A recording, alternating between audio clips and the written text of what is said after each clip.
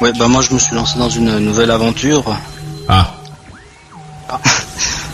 Non, mais c'est pas une blague, mais je fais du don de sperme à Lausanne. Putain, ça y est, il fallait que ça dérape. Non, mais c'est bien le don de sperme. Non, mais c'est bien. Il te donne un petit croissant quand t'as fait du don de sperme ou pas?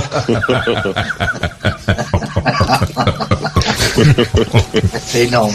Non, mais c'est bien le don de sperme. Il y a des couples qui peuvent pas avoir d'enfants. Ouais. Puis ouais, j'avais vu un reportage là-dessus, puis ça m'a donné envie d'essayer. Puis à Lausanne, ils font Puis ça. en même temps, t'as bien la voix d'un mec qui fait du don de sperme, quoi.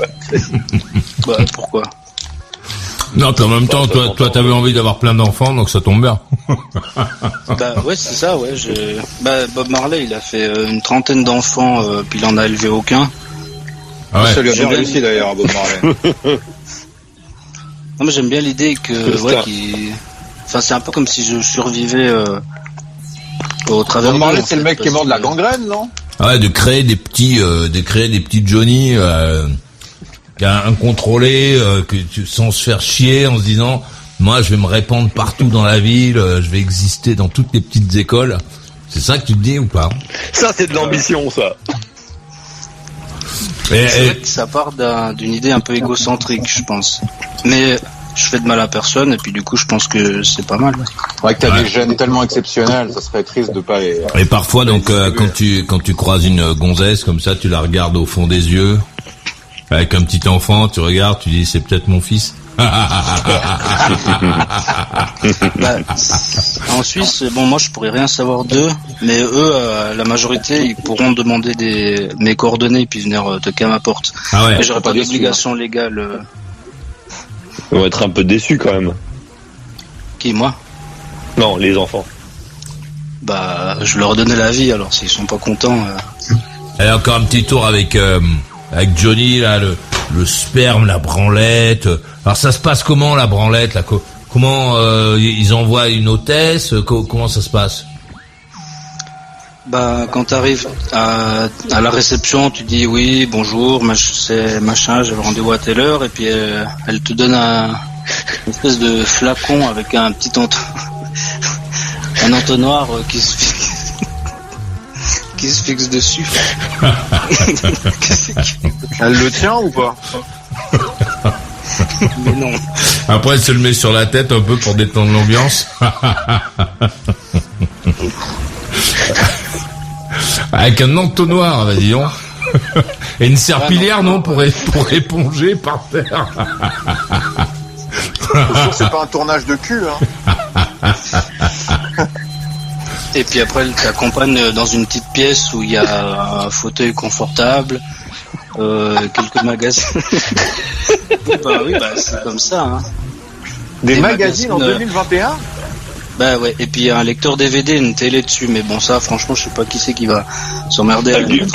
Et elle te donne des gants en plastique quand même pour te protéger des précédents, parce que du côté poisseux, peut-être des boutons du magazine, etc.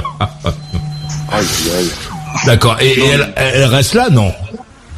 Bah non, bien sûr que non. Après, voilà, tu fermes la porte à clé derrière toi, puis t'es dans cette toute petite pièce.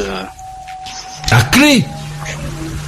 Bah oui, tu fermes à clé parce que le donneur, il a besoin d'être rassuré. Donc, par exemple, déjà, elle t'explique rien, elle t'explique pas comment ça se passe. C'est marqué sur une feuille, tu vois, parce que si elle t'explique tout, ça peut bloquer.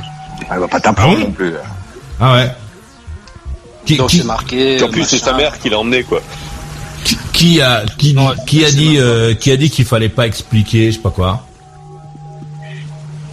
Ah non, mais je pense que c'est fait comme ça pour mettre le client à l'aise. En fait, il y a tout qui est fait pour mettre le donneur à l'aise. Ah ouais. Et toi, ça te met à l'aise ou pas? Hein? Et toi, ça te met à l'aise ou pas?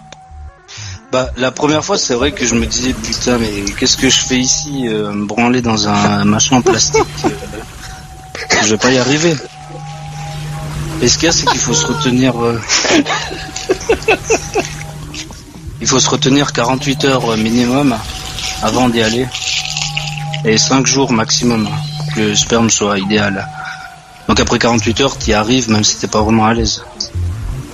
Ah. Et puis voilà, après tu laisses le flacon sur la petite table et puis tu dis simplement à la réceptionniste que tu as fini, puis voilà. Ouais. Et t'aimes bien cette expérience ou bof? Oui, j'aime beaucoup. Je l'aurais même fait gratuitement en fait. Puis en plus, si ça paye, c'est vraiment la cerise sur le gâteau. Parce que moi, j'aime vraiment l'idée que des enfants vivent et me ressemblent en fait, qui portent mes gènes et puis qui se reproduisent à leur tour, et puis ça va faire plein de gens qui vivent de moi en fait. C'est un peu égocentrique, mais c'est ça qui m'a poussé à le faire en fait. Ouais. Et puis en plus c'est à Lausanne, et puis du coup je reste un peu sur Lausanne, et puis je fais du shopping. Avec le fric du sperme de l'Éjac. Tu dépenses le blé de l'Éjac. Bienvenue à toi, merci d'être venu. La conclusion de Laurie à Tokyo, au Japon.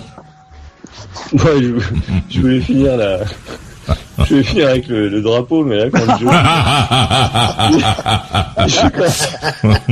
Non, mais on te rappelle hors antenne pour ça, La conclusion de Mickaël à Paris. Ouais, j'ai bien aimé l'hôpital du sperme aussi, c'était vraiment très sympathique. Cette idée des dames qui t'attendent comme ça pour que tu fasses ta semence, et puis le mec qui vient nous raconter ça, et puis ce qui le séduit, c'est l'idée d'avoir plein d'enfants comme ça répartis, qui pourraient un jour venir toquer à sa porte. C'est complètement surréaliste. Et puis voilà, là je me marre parce que si je pense à ce qu'il a dit, qu'il y avait un bordel où il y avait des putes à volonté.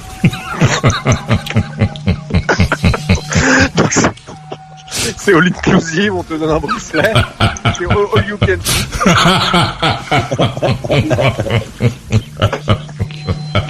En fait, décidément, là c'est un peu formidable.